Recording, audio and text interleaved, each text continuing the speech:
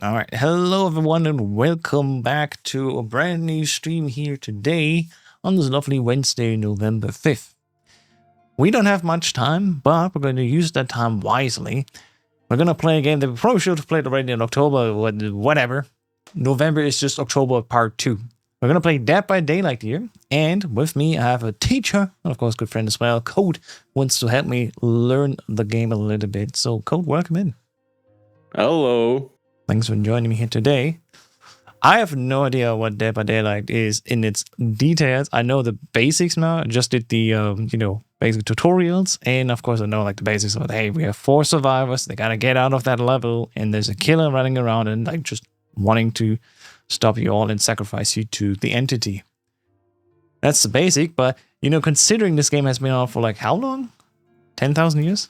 Yeah, probably. I think it's 2016. 2016 in early access and 18 released, or 14 in early access and 16 release, something like that. Damn. So it could be like considering a decade of people just having experience here. It's like me saying, oh yeah, we're going to play Tekken 5, but people have been playing this game for 2 decades and know so much of the ins and outs, and you just want to start joining them here. So I would hope for some tutorial as well with some more experienced players like we have here. So we're gonna make do with that. Seems like so far we've asked around in the Discord if some other people wanted to join today, but seems like everyone is busy. Tag them, but so far nobody's shown up. But we'll just make do with custom lobby and 1v1. And good thing is as we are cooperating, and we're not rushing it out here. Have a game for the jump scare button? Yeah, but I mean, I've not removed it yet. So feel free to jump scare me, I guess. You big old meanie. Fun fact, I can explain that now real quick. Okay. It's now removed, but there was a specific Michael Myers build. Oh. It was called Jump Scare Myers. There's the map 𝐿𝐵𝐿𝐻𝐼n𝐻 from Stranger Things. Which is pretty narrow walkways and stuff, a lot of corners, and that build was only to jump scare people. No intention on winning the match or something, just jump scare. Because Myers is one of the stealth killers. Of course, he has no terror radius. Yeah. I got spooked a lot. Oh Lord. I mean, I remember that, like, this game, because it's out for so long, it's basically like the Fortnite of horror game in survival. Like, we have, I can already see Rebecca Chambers here, of course. Nice thumbs up. And so many others. I know that Wesker is in the game as a killer, which I'd love to play in the near future, but first we get the basics done. And so many more people, of course. We got Ada Wong. Holy shit, that's cool. Just going through the customs here. Claire. Nice. We have a Leon and Chris as well. Shiva is here too. Let's go. Oh, that's skins for. Oh wait, let me get a Jill. Let me stream that real quick. The RE3. So you can see probably show maybe how the skins work in this game. It's pretty standard, I'd say. Mm-hmm. Well, so we're in a custom lobby right now, and I also see like lots of like open slots here. I guess for skills ? So. Where should I begin as a newcomer here? Like, what do we do? So, the basic of a DBD, as you said before, is there's 4 survivors, 1 killer. You have 1 map. It's 1 match then. On this map, there are 7 generators, which of 5 have to be completed by the 4 survivors. Mm-hmm. The goal of the killer is to obviously stop that and let no one escape. So that's the basic concept of the game. Now, you asked about skills. They are called perks in this game.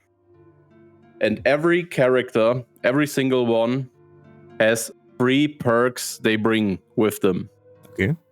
They are usually, like, I'd say, they fit the lore of the character.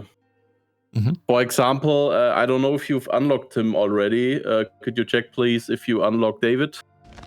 The characters or David King? Yeah, under characters. Should be in the first row. David King, yes. Yeah. His lore is he's a boxer. So he's like, toughened. I'd say battle scarred even. So his perks are related to that. One of his perks, for example, is Dead Hard. It's if you're injured, you can.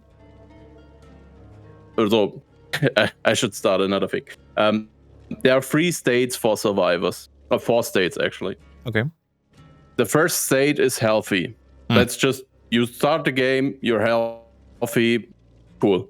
Yeah. The second stage, if you get hit once by an M1 attack or the killer power, you are injured. Yeah. Which means the third state is downed. That happens. Also, if you get hit again in injured state, you are downed. Yeah. And the killer then can hook you on one of the the random many hooks. Yep. And then you're hooked. And actually, 2 more states sacrifice. That's survivor game is over for you. Yeah, and the others can still run around. Happens if you get exactly. That happens when you get hooked 3 times. Not in a row, but there are some exceptions to both these rules, but we'll get to that eventually. Yeah. What did I? But that's pretty much how survivors work in this game. Now, as I said before, you have 3 perks for each character. You have, 60, 70 something survivors, so it's a lot of perks. You also have general perks per survivor and per killer, which you get with every killer. Now, they changed that a few, I think it's years now at this point. Could be a year and a half or something. They changed the system how to unlock perks. Usually, it doesn't work in custom games. You got all perks there. I don't know if you got the perks from the licensed characters, but you should have all other perks. I believe. Yeah, I'm just scrolling through the survival list right now just for fun. Yeah. General Manson, it's a lot. Go. Amazing. It is a lot. Yeah. Lara Croft is also in there. Yeah, I saw that earlier. Stranger Things characters. Yeah. Available in Halloween chapter. Hang on. So I guess these chapters are like DLCs, or is it just a map selection thing? It's basically DLCs, yeah. Right. Because I see they also have like some coin value there, but you can buy them individually if you have enough like premium currency.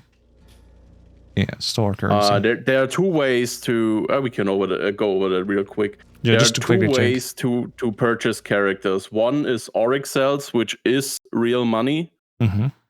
That's one way to purchase a single character. The problem with that is it's way more expensive than buying the DLC on Steam. Okay. Because you usually get a killer with it. Maybe there's even a skin or something with it. So I can tell you, shit can get expensive. There are starter packs where you get some DLCs with them on Steam, I believe. But I think you just bought the standard edition, right? Just the default on Steam edition. sale. Yeah, okay. Yeah. Like on stream right now, I'm showing like the different DLCs that are available, and so I use the Five Nights at Freddy's DLC. If we look at that, and that one costs $5. Okay. Interesting. This one is special because you only have a killer. Just a Springtrap, yeah. Yeah. There are different DLCs. You get DLCs where you have, for example, Stranger Things, where you have 2 survivors and 1 killer. Then there are some, they are called chapters in DBD. It's a type of DLC, basically. This one, Sinister Grace, is the newest one. Is also a chapter. You have a killer and a survivor. Okay. And then there are, I think it's called paragraphs. where you only have either a killer or a survivor. Or single characters. For example, Nick Cage is also in here. Yeah, as I heard Nick about that. Cage himself. Yeah, that's the best thing ever. That's a paragraph.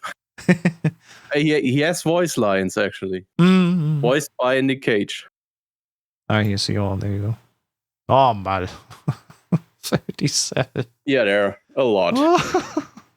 Some of them are free. I think Huntress, for example, is free. They might have integrated that into the base game. 333 euros to add all the DLC to card. All right. Yeah, it's a lot. Ooh. It is a lot. Especially the Resident Evil chapters are expensive because they usually come with 2 survivors and 1 killer. Yeah, I see it on these Project are mostly W the most chapter expensive. Here. Exactly. And the other one is called Project W is Wesker, Ada, and Rebecca, I believe. Yeah, Ada Wong as a survivor and Rebecca. And the other one is Nemesis, Jill, and Leon. There you can see the free perks each character has. Hey, they got Hunk. Let's go. Yeah, it's also a skin for a killer. So just getting into the game, like, you know, the base package is like, here you go. But then the full package is like, haha, I got you hooked. This is The Sims for adults. I mean, Sims is also for adults, but you know what I mean. Yeah.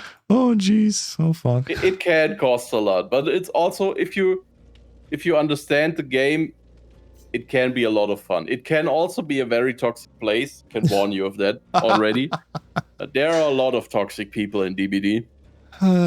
I mean, I come from FGC, so... Yeah, so it's probably the same. The same level, I'd say. What's that? So you got your free perks per character. Where can I see those? This is in the loadout, or it's loadout, right? I see. So we're gonna live forever as one, and Dead Hard, and No Mirror. These are the perks from David King specifically. Yeah. Like I said, everyone brings 3 of their own. And we can see them in the loadout. And you can unlock these perks for every character. This is what they changed like 1.5 years ago. You can unlock these perks for every character, starting from tier 1. You can only see tier 3 perks now. But so they start at tier 1. Yeah, I can see here Rebecca Chambers' perk is also available for me if I were to get it. Okay, so you can use any in custom games. That's great. I wasn't sure on that part because I usually don't play custom games. Yeah, maybe we can change that. We can find a group every now and then. Maybe. Oh yeah, sure. Just to get into it. It's way more fun because you don't have the I'd say it's a gamble if you get a toxic killer or survivor group or not. Yeah, sure. They can be very draining. The fun thing is there's 11 pages here. Yeah. My webcam is currently not showing into there. 11. The worst part, the search bar is rather new. Oh, okay. You can search either character name or perk name. Or you can also say, like, I want to see all gen-related perks, and you can just generate or something. Yeah? For example. Plot twist. Yeah. So where was I? Oh, yeah. You got T1, T2, and T3 perks. These are all T3 because custom game. Okay. If you level your character from the start, you start at level 0. It's Blood Web level, it's called. It's basically experience. Okay. You can see your blood points in the top right, right above your name. This is your experience. You can spend that in a blood web and basically buy things in that blood web for the character. If you prestige a character, prestiging means a blood web goes from level 0 to 55. Okay. If you go from 0 to 55 on that character, you can then prestige them, which resets their blood web back to level 1. Okay. But unlocks all their perks they're character-specific perks. In the case of David, Dead Hard, No Miter, and No One Lives Forever, I think. Yeah. Unlocks this in tier 1 for every character. Then you do that again, unlocks tier 2 for everyone, do that again, unlocks tier 3 for everyone. Alright, and that's how you can make stuff like crazy builds, because you have like 2 or 3 you want to have available for everyone, and then mix and match. Something like that. Exactly. Oh boy.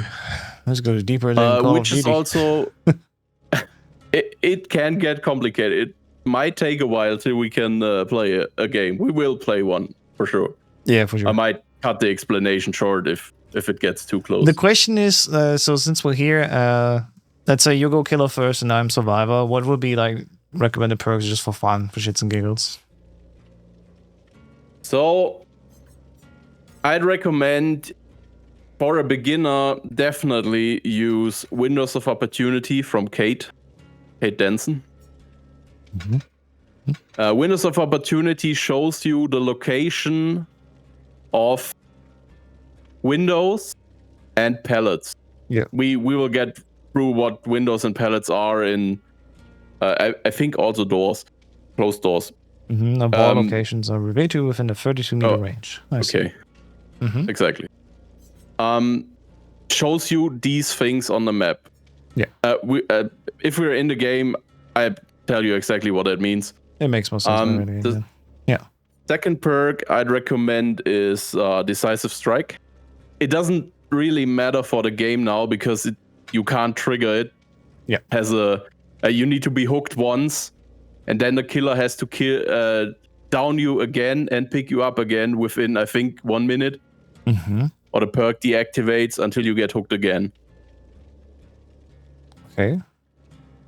This is one of the best perks if the killer tries to tunnel you. Tunnel means he's only focusing on one survivor at a time to get them out as quickly as possible. So they only have to deal with 3 survivors. Makes sense, yeah. Like this, it is the most efficient way to play killer. A lot of people say it's toxic. I think it's just the way the game works. I was going to say, yeah, what else can you do? Gotta go do strategy. The third perk I'd recommend is... Oh, wait, give me a second. What's it called again?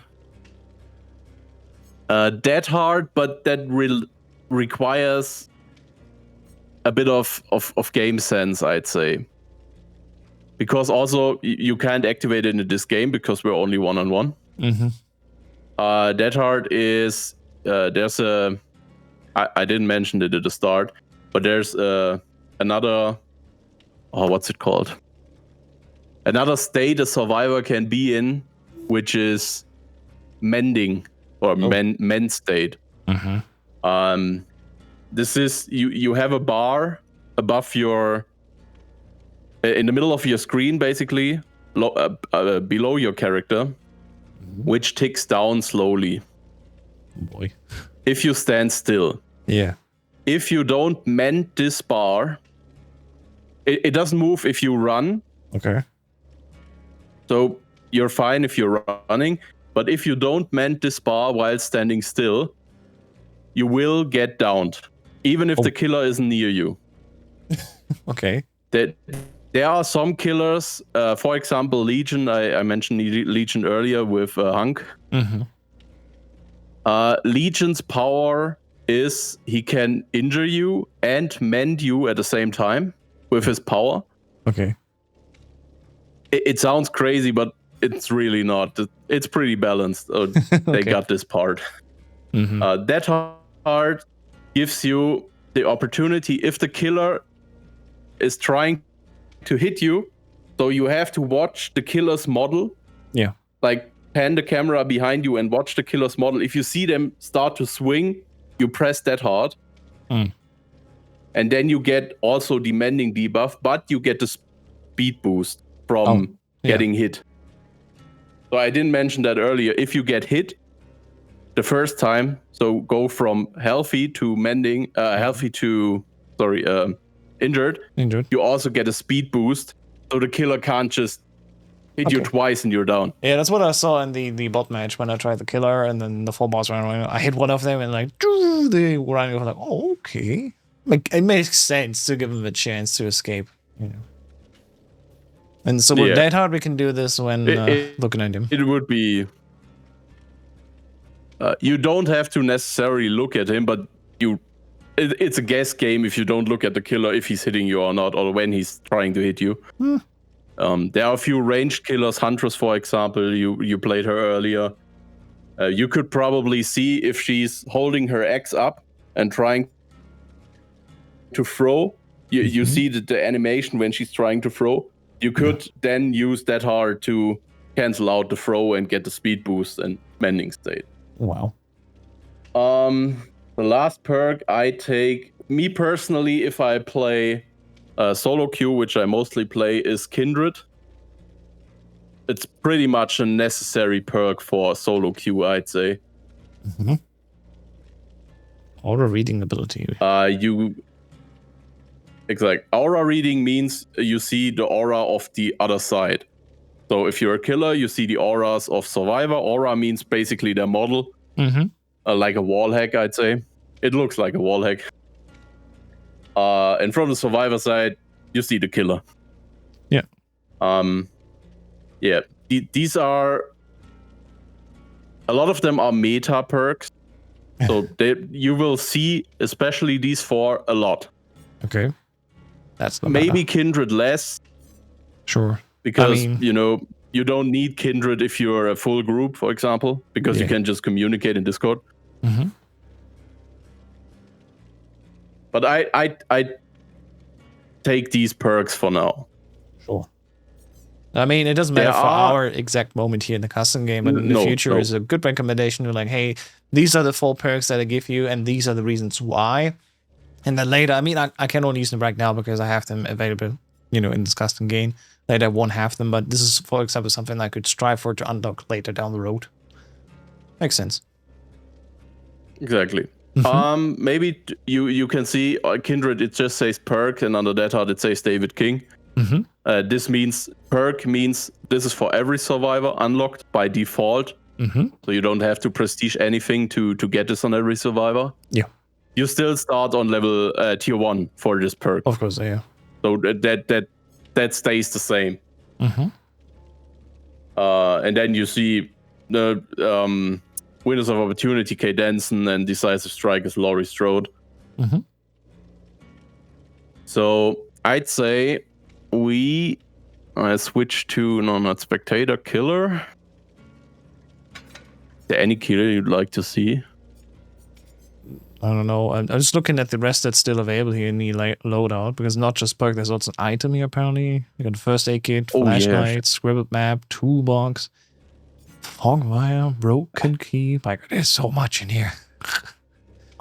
I forgot these because I usually don't use them. We can start with the med kit, which is the easiest one. The med kit, you can mend yourself or heal yourself rather.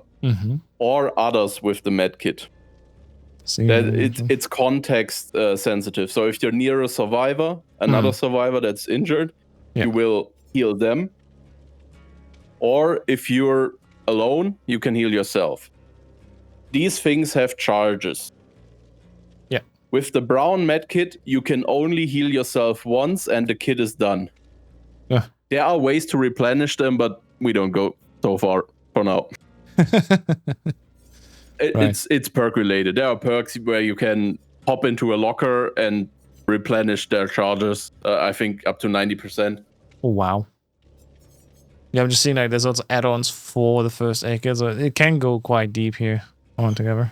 It is very deep. Yeah, the add-ons. I don't know. I'd say you probably just have to read them. Some give more skill check or more chances at skill checks. Some give more charges. Some give faster healing. In the case of the med kit. The syringe you just picked is getting changed with the next patch. Now, if you use the syringe, the med packs, the med kits get used up, so they disappear from your character. And you have 15 seconds, I believe. If you don't get hit within these 15 seconds, you go from injured to healthy. Oh. If you get hit, it's pretty much the med kit's gone and your syringe is also gone. So it's a risk reward thing. Yeah, exactly.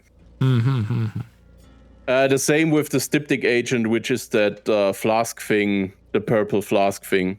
It's the same, but with endurance. Endurance is what I said earlier with the mending. So you can pop that if you get hit within 5 seconds, I believe. You get endurance effect, which means you get your speed boost and you have to mend afterward. But yeah, as I said, it's mostly just read the stuff and it's pretty much self-explanatory, I'd say. And like offerings are yet another thing. Alter how the game is played, they can have various effects such as changing the number of chests, sacrificial hooks, or increasing blood point reward. Oh, maybe. Yeah, right. You can there are map offerings also, like the eye thing on the bottom, the door, the blue offerings basically. They are also map offerings which increase the chances of going to a specific map. Like there's 𝐸𝐭𝐮, for example, is that what's it called? So RPD is the RPD badge. Mary's Ladder, Saw. Yeah. Jigsaw piece. Okay. It only increases your chances. That also got changed a few months ago. If you had a map offering up, you pretty much always guaranteed to get on this map. And now it's only a, I don't think, 25% chance per. Yeah. Interesting. And then you have luck offerings. We won't get into that. It's complicated. They increase your luck. You can unhook yourself. It's called 4%. Whatever. Doesn't matter for now. Hey. Which the most important, in my opinion, offerings you can't have in public match and in private matches, because they are blood point offerings. Paid. They increase your blood point gain. Okay, sure. Well, it's a good like. Doesn't matter here, but that here, yeah, makes sense. Yeah, they usually also have uses. And you got here all of them, of course. Yeah. Besides the blood points one. Sure. But if you use the RPD thing, for example, now, you would lose one RPD badge. Oh, okay. Which can be bought via the blood web. Okay. I think we're done with the loader for now. Like we looked at everything. This is everything that's important here. Okay. It's a lot of reading. Yeah. There's also quests, so we're not gonna into Shrine of Secrets, about perks. Yeah, like okay. A lot of stuff going on here. And then there's the whole in-game store as well. Sure, I looked at in there. There's also the list of killers then, I see. The Shrine of Secrets, maybe because you just went over it. The Shrine of Secrets, you can buy perks there without having to buy the DLC. You need the purple, I don't know what they're called again. Iridescent shards. Yeah. You only get them via gameplay. Yeah. So there are quests that give that as a reward, and usually if you prestige a character, you get them as a reward. So like a for example, I have store. More or less, yeah. It switches once a week, I think. Yeah, it resets in 5 days, 19 hours. Yeah. For example, you see on the left, you got the Onryo, which is a licensed killer. Licensed killers or survivors always cost real money. Always. You can't buy them with in-game stuff. Makes sense. They gotta make some money. I assume these licenses are pretty expensive. Yeah, you'd think that. So it's a collections like pictures. Nice. Of course, a feature. Oh, free gift! Yay! 250. Yeah, you get free blood points once a week. Usually blood points. Sometimes it's different stuff. But yeah. Usually blood points. Well, good thing I climbed that. Okay. So, do you want to see a specific killer, or should I just pick any? Pick any. Let's get in the match. All right. Surprise me. Then you can, if you're ready, press the ready button. Already done. Perfect. Should be a random map now. It's like right away, living in Gen for like 30 minutes. There's a lot just about setting up your character.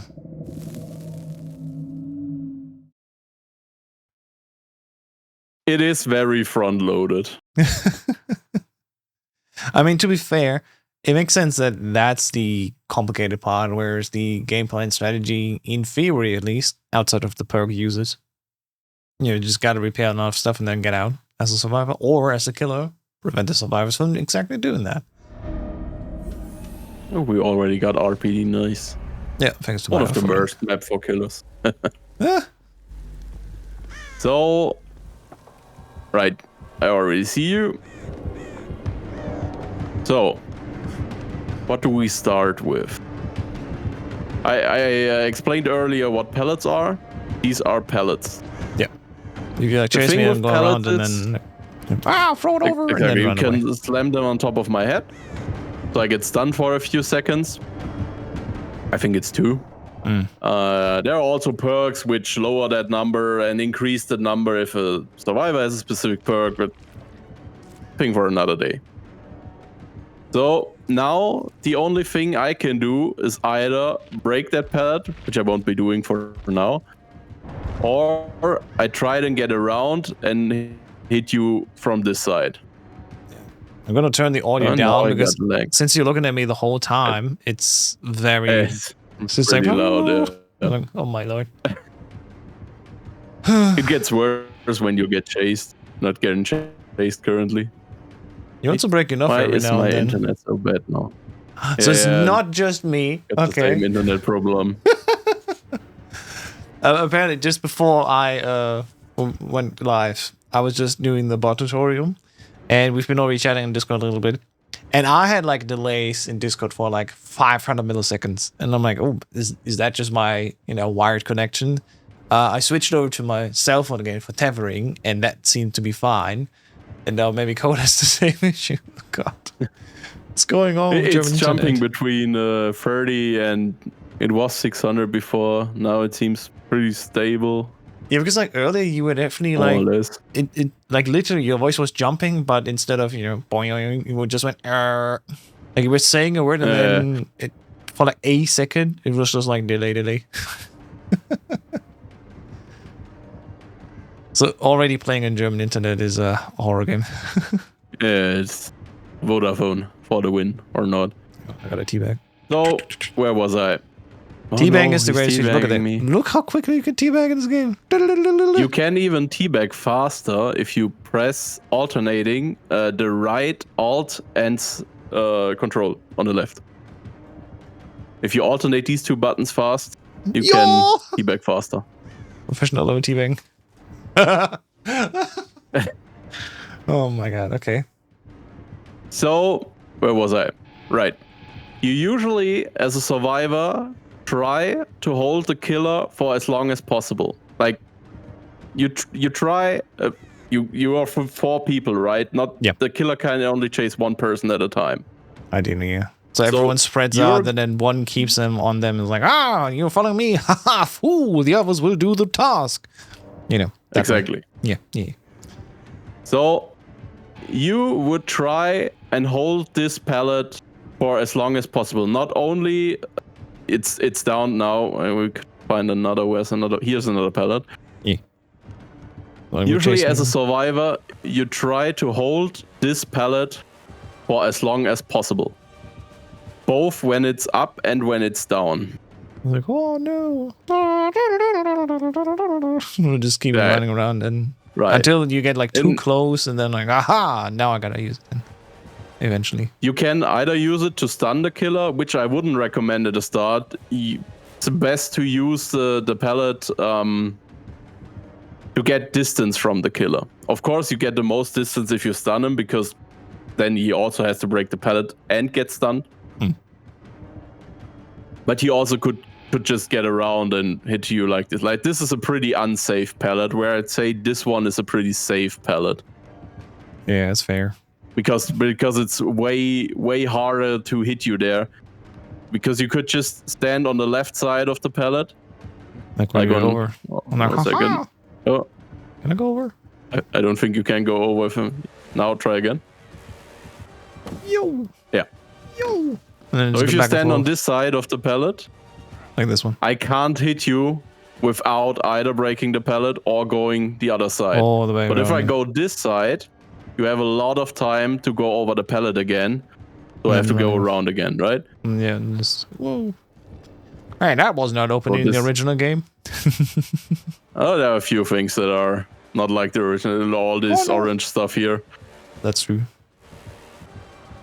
So the thing is, there are also perks which can reset the pallet, but we won't go over this in detail right now. So they would be open it's again. It's called all means necessary. Yeah. I can also see how it like take longer and longer each time as I go over, because in the beginning I was going over way faster, it seems.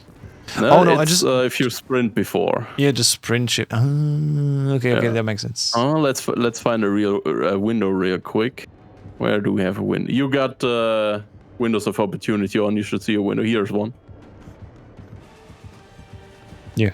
So, as a survivor, you have 3 types of vaults. If you go over this thing, it's called a vault. Yeah, just vaulting over. You have this one. This was a medium vault. It's depending on the angle where you hit the window, basically. So if you go like this and jump over the window, it's a medium vault because you don't have the right angle. The medium vaults is, as the name suggests, medium speed. The thing with medium vaults is it alerts the killer. So let's say the killer's on the other side of the map. He will get a notification with your position where you used your medium or fast vault. Yeah. So if you want to do a fast vault on this thing, you have to, that's a bit advanced, but I'm gonna explain it in a way. You could basically go like this and then go to the left real quick and jump over it. This was the slow vault. While running, right? So, it's a bit hard, especially in the beginning. The important thing is the killer will get notified if you do a medium or fast vault. He won't get notified, or she, if you do a slow vault. Slow vault is you go slowly to the edge or to the window, and then you jump over it. Yeah. So the killer doesn't get notified. He can still hear it if he's near you. Like running over, like we heard the pring, and then okay, there's a notification. Basically, if I do it now, you will hear it probably. Should have heard me do the. These are things you can hear as killer and survivor. Okay. That's a very important thing to remember. Pallets don't have medium vaults; they only have fast and. Because pallets are always located where you can't do a medium vault. Right. So, I'm gonna break this for now. The important thing is, if you get chased, like now, the whole time, you have to. How do I explain this? You have to basically know where you're going. So you don't run into a dead end. Naturally. Like, let's say this door here is closed. It could be closed. There are 2 RPD maps, one where it's closed and one where it's open. Oh, okay. Let's say this door is closed. Yeah. You wouldn't see it because it's technically another part of the map. You wouldn't see it with windows of opportunity. So you don't know that there is a dead end. The killer can get you here pretty easily, and you're pretty much out of luck. Yeah, makes sense. If I get you here and that door is closed, you have nothing in the vicinity besides that window. But that window is also not very safe because it's for Wesker, because it's very close to this side where it could go around and hit you. Yeah.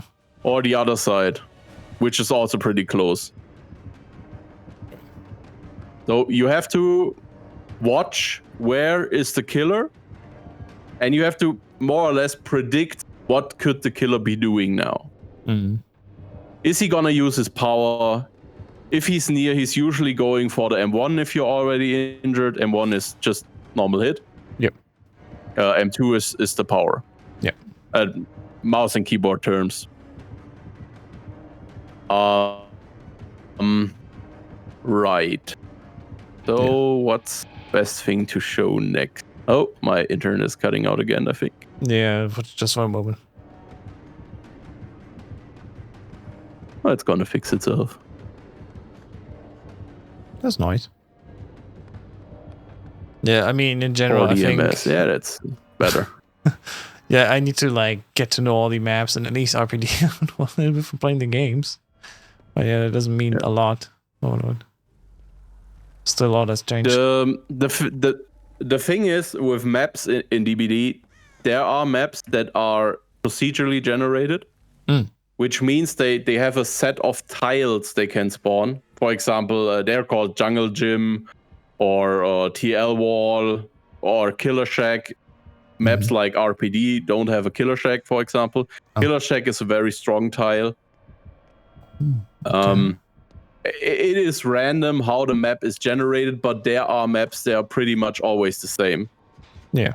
There might the generator positions might be a bit shuffled. But generally they're the same. Yeah. Like for example, if you come down again. For example, on this map, I can show it here real quick. You got, if my internet is stable again. I can hear you at least. Okay, and now it's on 500 ms. Oh wow. Oh. Tomorrow in the news, German internet. 2K. Wide gone. Yeah. You got this generator here. Maybe it's working now, I'm not sure. You got this generator here. Is there? This can spawn here, where it is now. It can spawn in this room. To the left. Yeah. Or it could spawn in this room. Oh, wow. Behind where the liquor comes out usually. Yeah, exactly. Oh boy.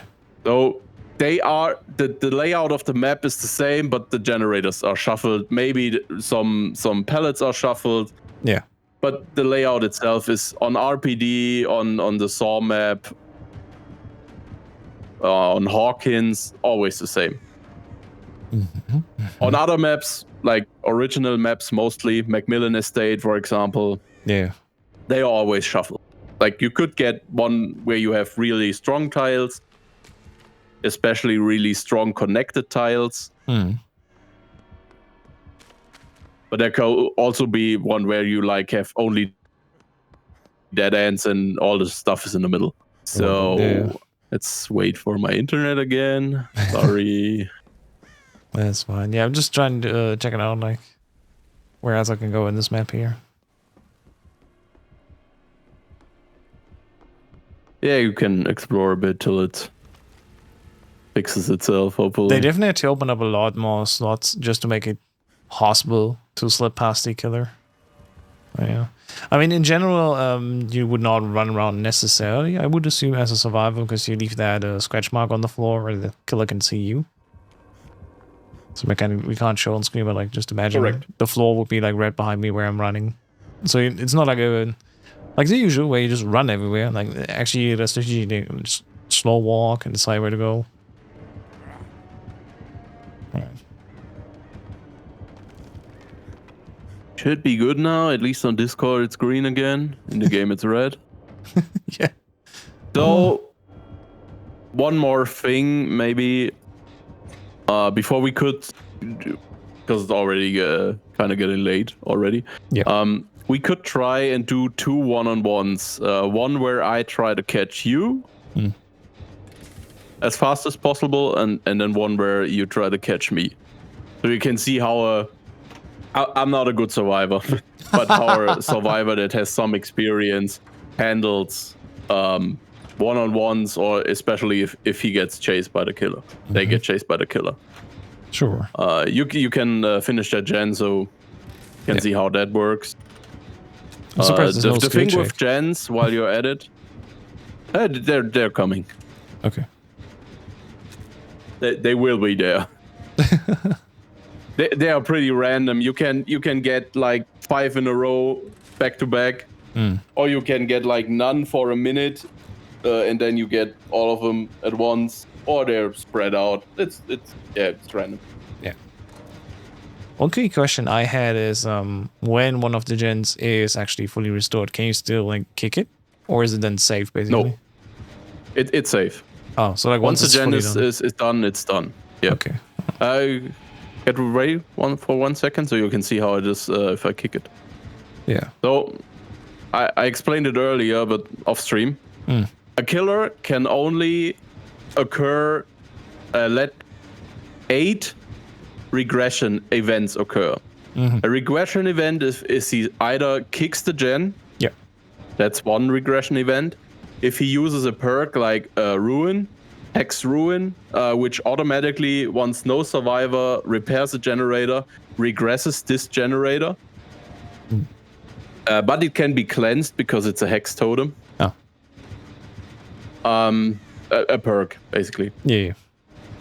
And then there is Pain Resonance, I think it's called Scourge Hook Pain Resonance, which, if a survivor gets hooked on a Scourge Hook, a specific type of hook, which survivors can't see, only the killer can see which hook is a Scourge Hook and which is a normal hook. Okay. This also regresses the I think it is the gen with the most progress.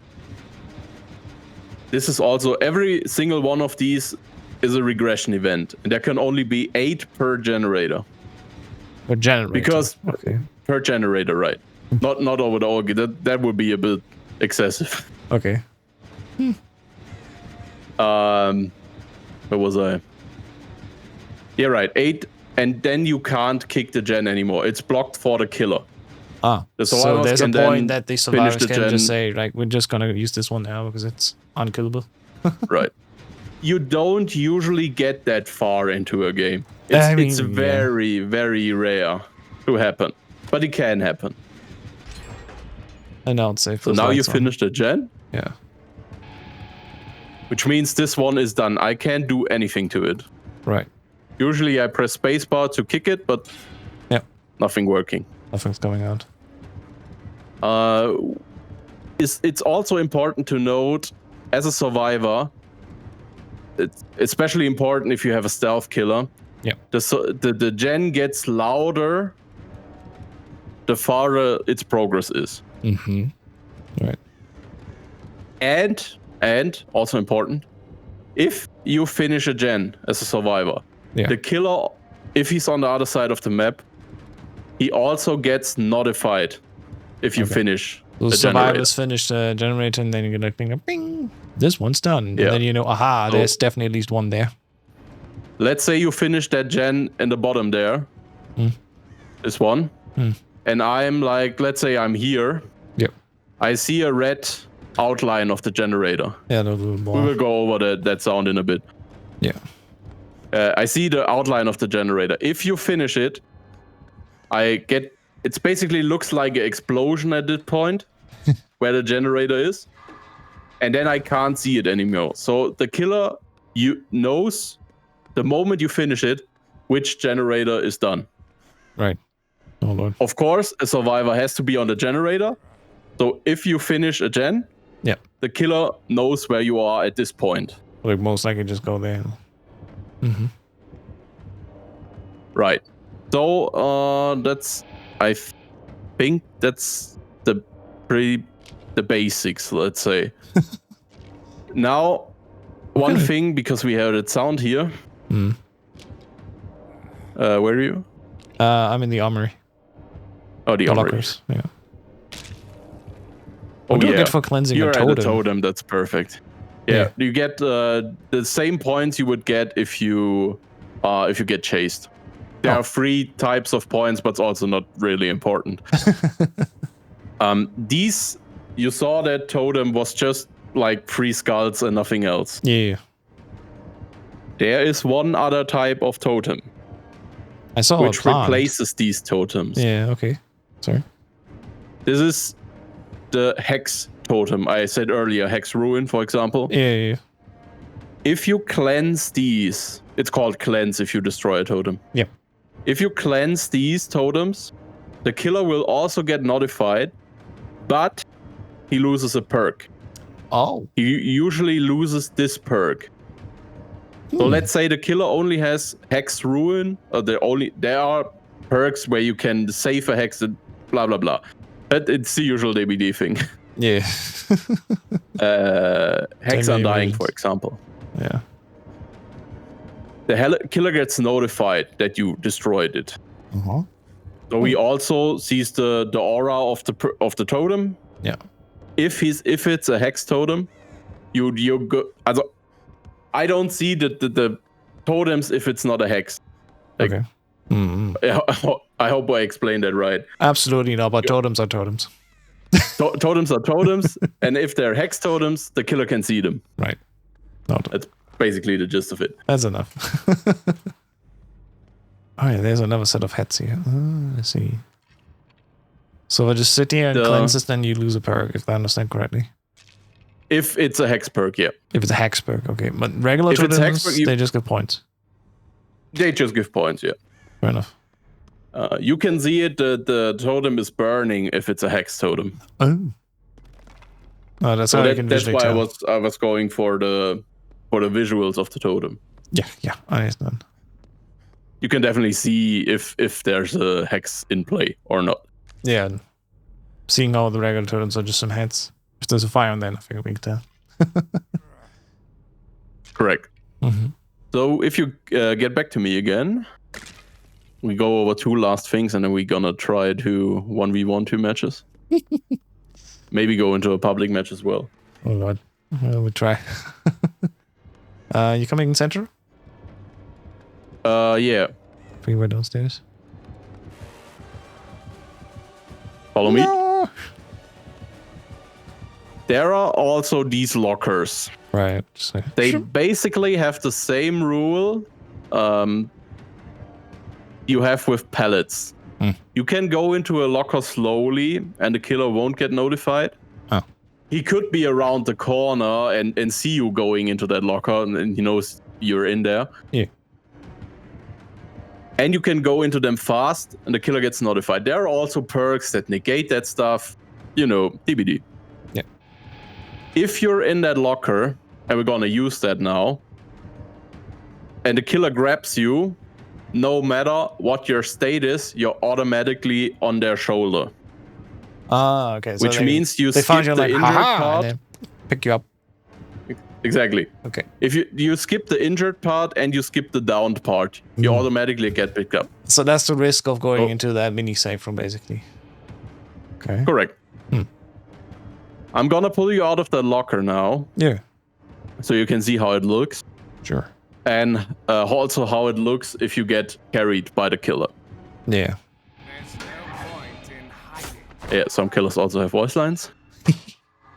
No, I can do this little wiggle thing where I go space. Right. Now my goal is to get you to a hook and hook you. I won't do that now, but usually that's how it works. Yeah. So the last thing is this thing here. It's called the hatch. The hatch, yeah. If there's only one survivor left, the hatch gets opened. Yeah. All 3 other survivors are either gone through the exit gates or sacrificed. One hatch spawns. Somewhere. You can... Somewhere. Usually it's on the lower level. So if I have a map like RPD, for example, it usually doesn't spawn upstairs. It might spawn on the stairs. I think it can spawn on this position, for example. But it usually is on the lower level. Yeah. If you go through this, you're escaped. You can't do anything. All right. The thing is, I, as a killer, could just close this thing, and then you have to escape through The front. the exit gates. Yeah. This thing only opens, as I said, once you have one survivor left. As we do right now. Yeah. Yeah. You can reopen the hatch with a key. Oh. You can only reopen it with, I believe, the purple key or the broken key with add-ons, but I'm not 100% sure about it. As I said, I usually don't use items. But you can reopen the hatch and escape through that.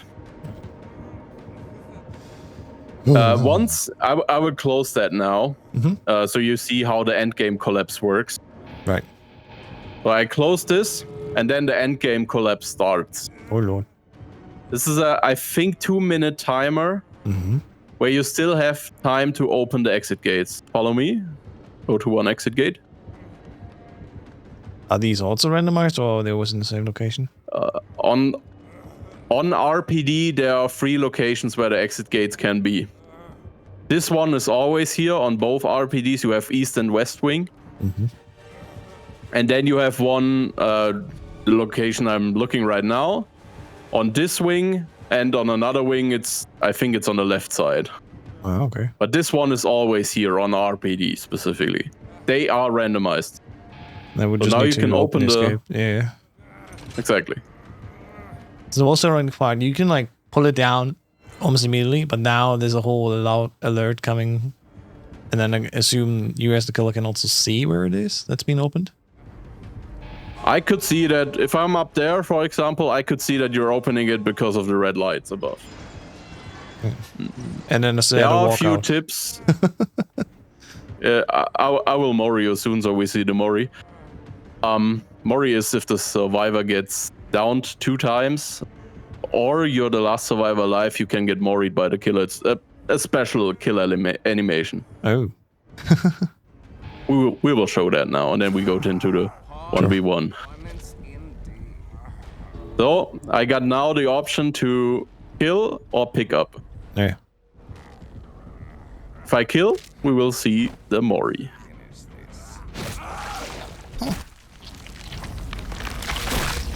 Which is unlucky positioning, but... Yeah, I was gonna say.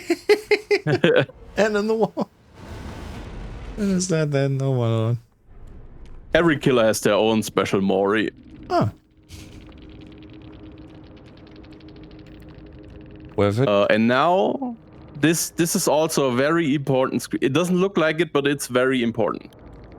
Okay. On this screen, you can check out the perks of other survivors and the item they brought into the game. Oh. You can check their prestige level. Like you see my mastermind is level 5, prestige 5. Okay.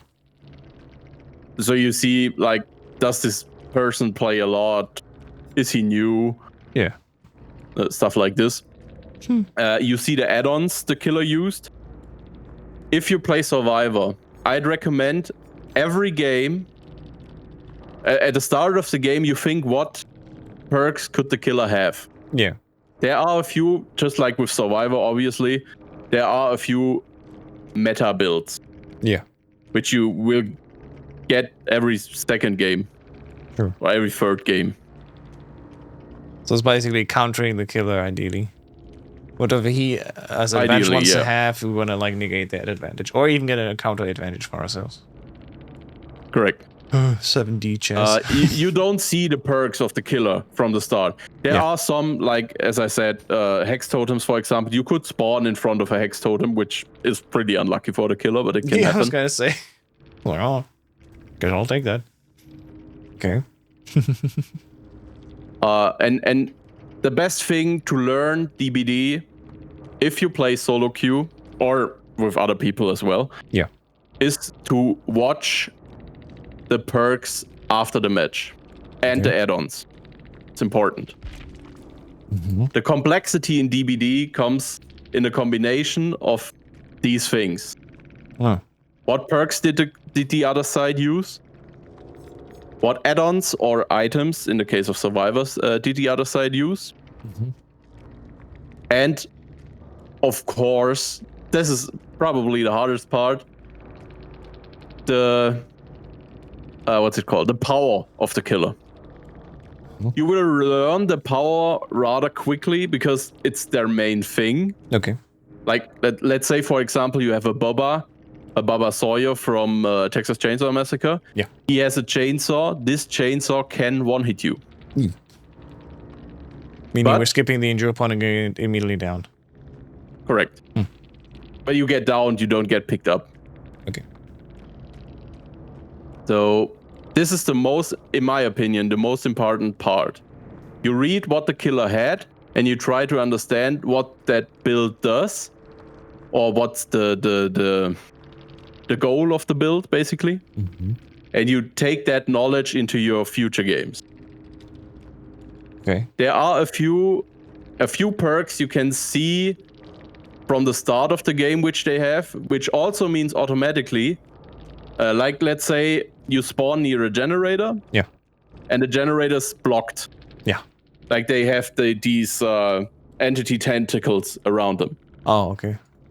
You know, one of their perks is corrupt intervention. Oh. So you can also rule out one perk the killer has, or you know one perk the killer has. Yeah, the same goes for, right. Pretty. I wouldn't say it's advanced because I think it's one of the most important things about DBD. Yeah.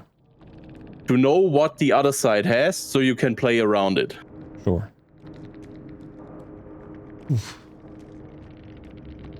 There are so many advanced tactics in this game. Like CJ tech, for example, where you play around the killer interaction with pellets. Yeah. It's pretty funny if it works. It's hard to pull off. I imagine. So I'd say we start with, I'm gonna take an usual M1 killer.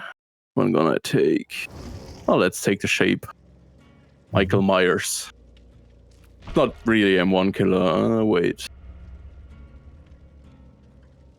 Which do I take? Let's just take Trapper. The normal Trapper. And then we gonna, I think I can choose a map somewhere. Yeah, here. Gonna choose a more open map. Where is Macmillan Estate? Torment Creek is fine. So we're gonna start. We're gonna go to the killer shack. Okay. Or you can take a look around the map first to get a bit of a feel for the map. Look where things are. Yeah. And then you try to survive as long as possible. You can use anything you want. You can stun me. You can use all your perks. Yeah. You don't really have perks other than Windows of Opportunity that will help you here. Yeah. I won't be using my power. I will only be using M1. Yeah, just basics. Okay. And then we're gonna swap the sides afterwards. Oh boy.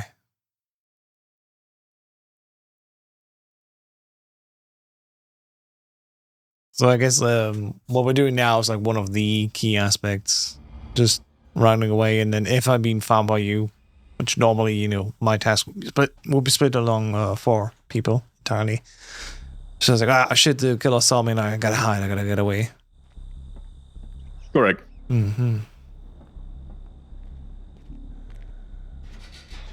Of course, I can see now where you are because I have your stream open on the other monitor, but... No peeking. Take a look around. No, we're gonna go the usual quote-unquote one-on-one DBD rules. Okay. Take a look around the map a bit. So you, as I said, get a feel for where are pellets. How safe is that pellet? Yeah. Where are windows? Stuff like that. And then we started at the killer shack. You gotta explain to me what that is. The killer shack is on the left side of the map. I believe you spawned on the other side. And there I are just scratch saw marks. you. You're the chunky. Yeah. I'm right behind you. This is the killer shack in front of us. Ah. It doesn't always look like that, but the layout of the killer shack is always like that. You have one window on the long side. I call it long side. I don't think it's a official name. And then you have a pallet. Oh. This pallet is one of the most important pallets in this game. Yeah. Because every killer shack has one, and the killer has to go around either this side, which is very long, Yeah. or go around this side and go either through the door or through the window. Yeah. Well, that's a pretty important thing.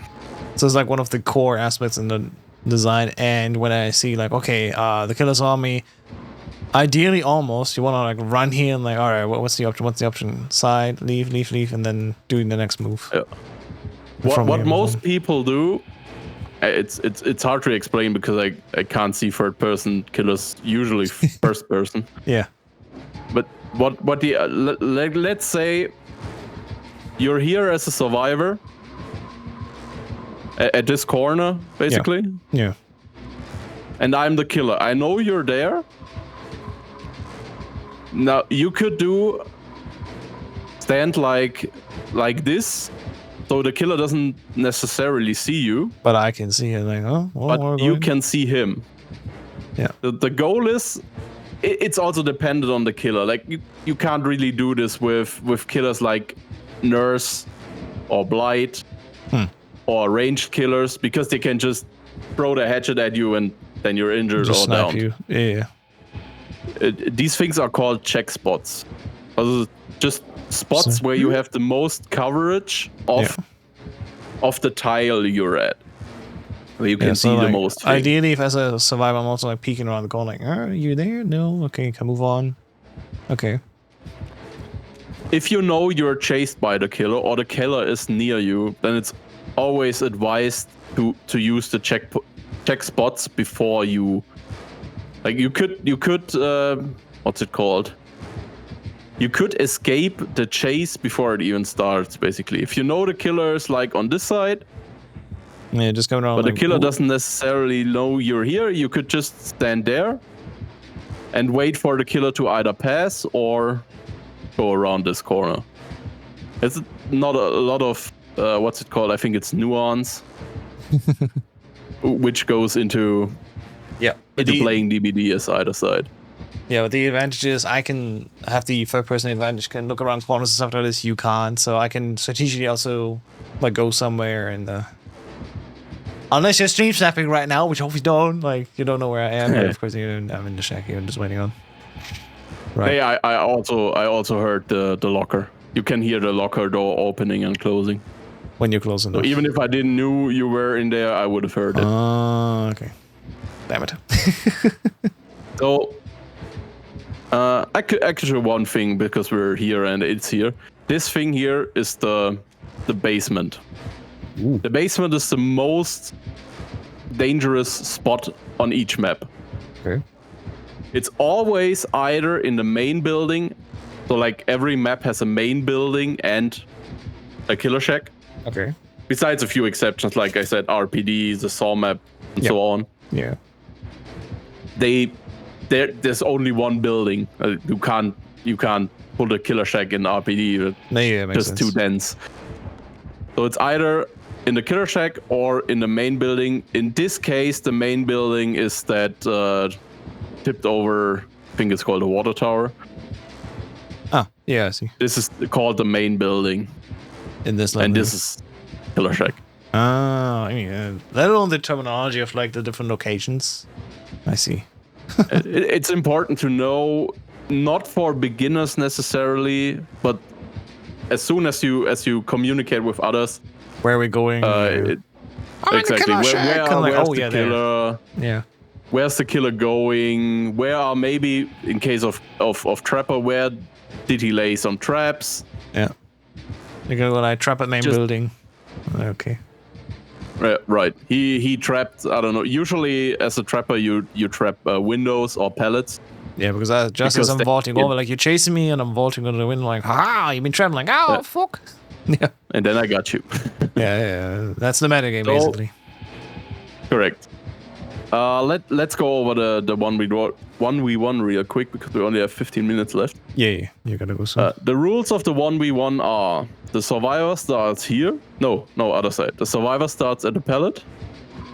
And the killer starts here. Behind the line, you can see the line on the if you play killer next round. Yeah. And then the survivor, if he's ready, usually you don't have communication in these things. Yeah. If the survivor is ready, he crouches once. If the killer is ready, he swings. Once the killer swings, the survivor starts to run. So once the killer swings, it's the start of the chase, basically. Oh boy. Yeah. Now, use everything you have, every pallet, every window, fast walls, medium walls. You probably won't be getting slow walls here. Sure. Maybe if I fuck up real bad. Well. Use everything you have and try to survive as long as possible. Right. You ready? Crouch once. And as soon as I hit, you can start running. Use everything you know so far.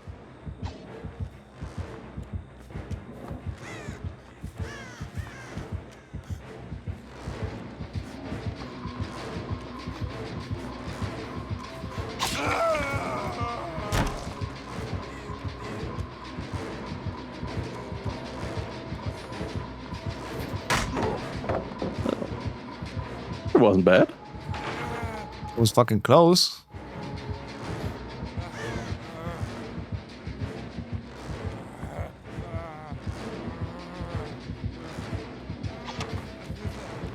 Damn.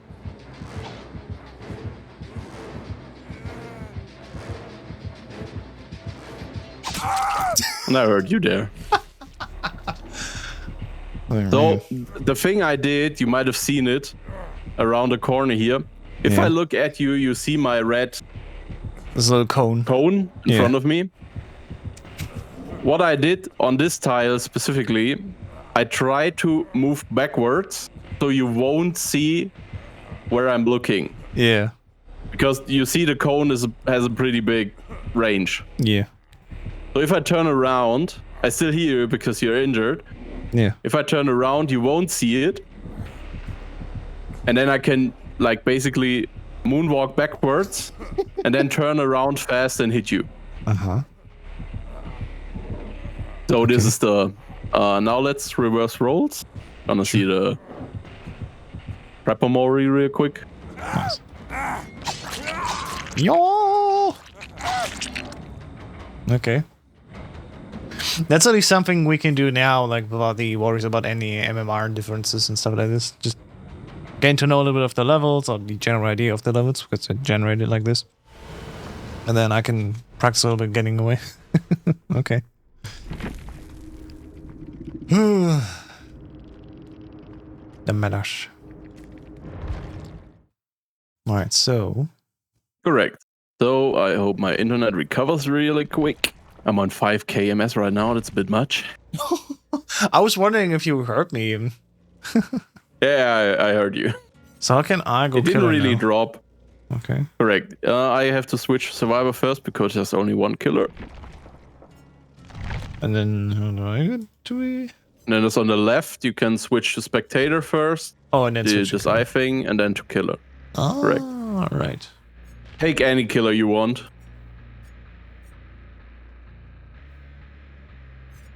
And I'm gonna put up windows of opportunity. Holy shit, the xenomorphs.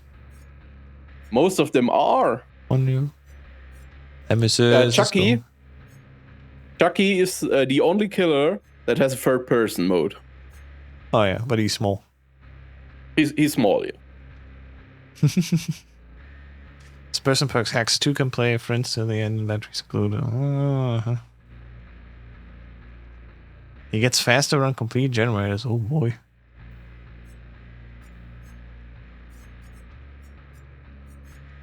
My god, it's fascinating. Well, there goes the Huntress, because why not? You also have the advantage of range now. Mm-hmm. Oh, wait. Oh, no, that's too late. I hope he saved. Yeah, he saved the map. Okay, that's fine. Okay. So we're gonna do the same thing again. Mm-hmm. We're gonna meet up at the killer shack. Mm-hmm. I'm gonna stand at the pallet. And you on the other side. Yep. And then you try and catch me. I The think same rules apply. Yeah. You can use anything you want. Mm-hmm. I think this is probably going to be even more fun for me because I can see and study or try to study what you do and then learn that for when I'm coming back to be the Correct. survivor. There's the water tower. There's the shack. Yeah, I'm very close. And I control the headshot. Just on the wrong side, but I'm close. Mm. Okie dokie. One plot.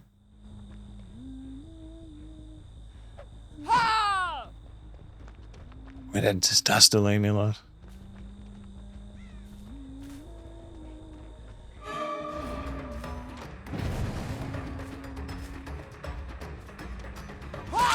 Oh, damn, I didn't see you there. I didn't know you were there. I just saw the window.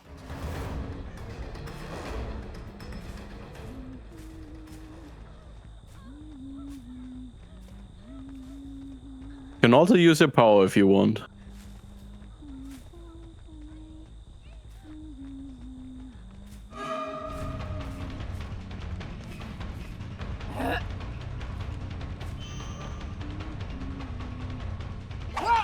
Alright, see how it works.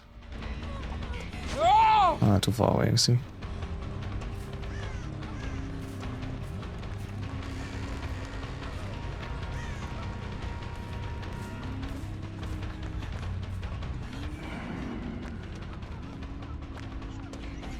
Ooh, why do I have black bars around my eyes?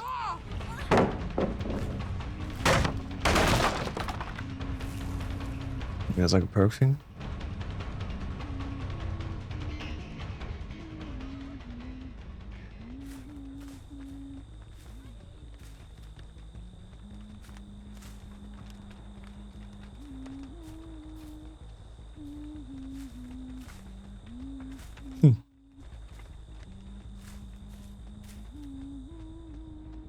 The tracking of a especially insert survivor is one of the most important things as a killer. Because there are also perks that reduce or even remove your grunts of pain. I'm gonna see how slow this thing's flying. I have 5 more hatches still, okay? You can reload them at lockers once you're out. Interesting.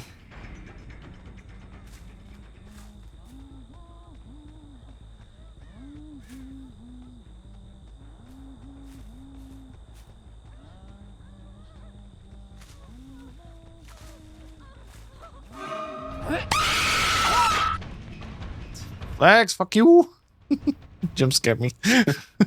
That was a great idea, though. That was a good idea here. Lex is cheating again.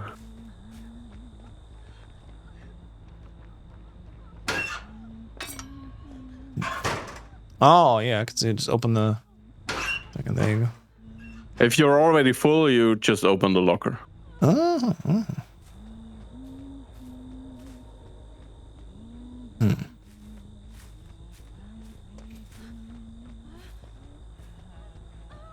No, where do you?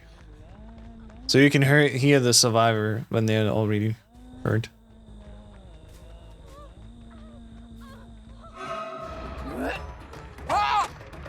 Okay.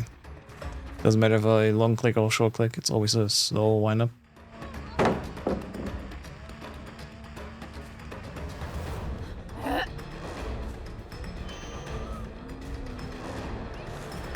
Ah, damn it. Oh, that was close. Yeah, I was thinking I could go through the window, but I apparently couldn't.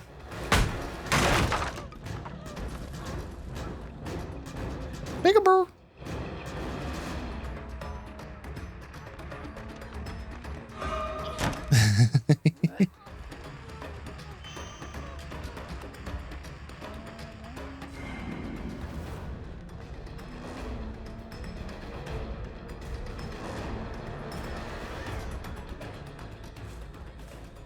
How can I cancel?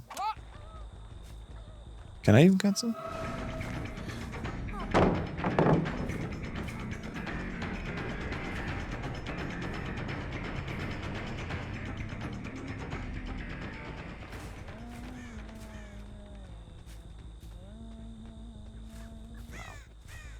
Really easily lost here. Hey, it's hard to track survivors, especially if they're like experienced and you're not. But I can go up here and then look over the map. Oh, gotcha. Well, that's good to know. I can look up there. So one tip I can give you, especially with Huntress, if I, for example, want to go through this pallet. Oh, sorry. I should. No, it's fine. If I want to go through this pallet here, and you're near me, the chances of me pulling that pallet are pretty high. Yeah. So because I don't want to get hit by your M1. Sure. So you could use this to your advantage. We had this on the under pallet on this side, right beside the main building. There was only one way. Let's see how it is. I couldn't go left, I couldn't go right. So the only way for me to not get hit by you, by your M1, is to drop the pallet. Yeah. So you have to break the pallet and so on. Yeah. But you can use that to your advantage, especially on ranged killers. You could ready your hatchet because you think, or you should know. You expect that you would should know. drop this thing, yeah. Expect, right? That I drop the pallet. Now so you can ready your hatchet. I'm in the animation of dropping the pallet, and you can just throw your hatchet at me, and I'm done. Pre-hit. I'll see how it is. And now correct. That's the Mori of Huntress. Okay.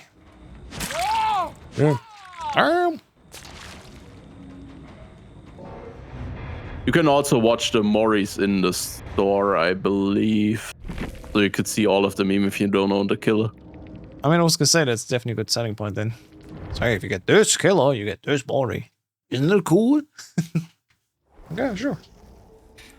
Okay. On the killer side, there are also special skins that change the Mori. For example, you have the Trapper. We saw the Trapper Mori earlier. You have the Naughty Bear. It's called. He has another skin. Another Mori, sorry. What I would recommend, if you want to play some more today, or maybe another day, I'd recommend you try either some bot games if you want to, like, I'd say play safe. It's probably the best. Just, learn the ideas of how the maps work and everything, right? Yeah, right. To learn how the maps look, what the tiles might be, where the pellets are, usually. Yeah. Where the totems are, which can also be a really important thing to know. Yeah. They all have always the same spawn position. But it's like with generators, right? You have, I don't know the exact number. I think it's 18 spawn locations per map where they can be, but they're always only 5 totems. So out of these 18 positions, you have 5 totems, or 5 art totems. It's important to know this stuff because they're, as I said, the hex totems, which can be pretty powerful, especially Undying and Ruin. Yeah. Then you have the, which is one of the most powerful endgame perks. You also probably, if you play alone, solo queue, real multiplayer, you will most likely see that perk a lot. It's called No One Escapes Death. When No One Escapes Death is active, it only activates after the last gen is done. If that perk is active, the killer can one-hit you with his M1. You're then, it's called exposed status. There are a lot of status effects you gotta read through them. I was gonna say it's not going into that. 7 or 8. Okay. Oblivious, exposed, exhausted, blind. Okay. There are a lot. Just like Mario Kart. With the squid thing, I think you can say that. Yeah. If the killer has no one escapes death, this perk activates only at the end game. Yeah. And one of the remaining totems, if no totem is remaining, the perk won't activate. If one of the remaining totems then gets a hex status, yeah, and the killer can M1 you, and you're instantly downed. Any killer can then M1 insta down you. The killer is also, I think, 4% faster. Wow. So that's one way you can notice, okay, the killer has no ad. Yeah. It's a short term for no one escapes death. Makes sense. Because you may be in chase with them and you see them speed up a bit. It's hard to notice, but you can notice once you're experienced a bit more players can probably experienced. tell. Yeah, exactly. Yeah, they can instantly tell. the moment the last gen pops and the killer has no ad, yeah, the survivor getting chased instantly knows if he's somewhat experienced. Yeah, makes sense. So this is one thing to remember. It's not recommended to go out of your way to clear every totem. Yeah. There are builds that benefit from clearing every totem. There are also builds specifically made for clearing every totem. Oh. But it's not really recommended because as you get higher and higher in the rank in the MMR, yeah, you will see that perk less and less. Sure. So because there's been a wow, you're crapping again. Or your internet rather. A time not that long ago where there was a totem mid. Oh. Yeah, I think you're back now, but you were like really. It doesn't really matter what I was gonna say. Okay. A lot of stuff that's not that important for important. high end. Yeah, exactly. Yeah. Ooh, all right. Well, cool. Thank you so much for telling me so much that I will immediately forget after the stream. But at least a few bits are already in the noggin. Yeah. And I can watch back the recording now to remember. Sounds very exciting though. Wow. We definitely gotta find an it is where we have a also a full lot lobby. and Yeah. oh yeah, that would be perfect. Yeah. We'll try to make that happen. If Kali can join, they also have somewhat experience in DVD. Mm-hmm. I played with them, I think, a few weeks ago. Nice. A few matches. Yeah. So Sounds good. I think we can get something going if there are enough people. That's for sure. All right. Well. If you have any questions at any time, just ask away. Of course. I'm not as you maybe seen now.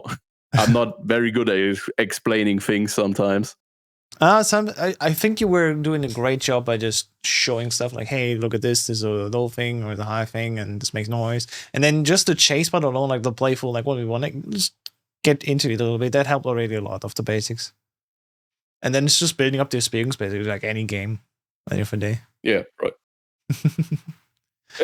I used that comparison with the Harrier earlier with Path of Exile. Yeah. I think it's pretty much the same for DBD, or I'd say it's pretty much the same for DBD. Mm-hmm. Like you going into the game is easy, but learning the game, really learning what to do when, Mm-hmm. how to react to certain things happening. Yeah. That's the tricky part. Yeah, for sure. It's just a different layer of like, okay, we're reaching this situation, and now it's like quick decision making and following up the tree. And they vote turn left or right. Sometimes it's just enough. Correct. Mm-hmm. I could maybe for another day, not now. Yeah. I could maybe invite one of my alt accounts to my Steam family, and then we could play MMR-less DBD. That's an idea. Because it has a family share. Yeah, so we could try that. I remember the days of having a CSGO Smurf just because like some lower ranked people with me. I'm like, yeah, we just fuck around. And I still was very sorry at them for not playing on my level. I was like, that really defeated the point. I don't think you will do it. It's just a fun anecdote from my side. Like, yeah, let's play some easy ranked and just a low level. Get an autocon and I'm like, sure. And I was so like, why are you not winning here? What's with the smoke? I did the same thing once, also with CS:GO. Could also be another CS. That doesn't matter. It was a Counter-Strike game. Yeah. I did the same thing. I thought, yeah, I'm gonna show them how it's done. And then I get one tapped in every fucking round. Oh, that's also good. That's also good. All right. Well, I think you want to leave. It's time to go do your wild raids again. Unfortunately.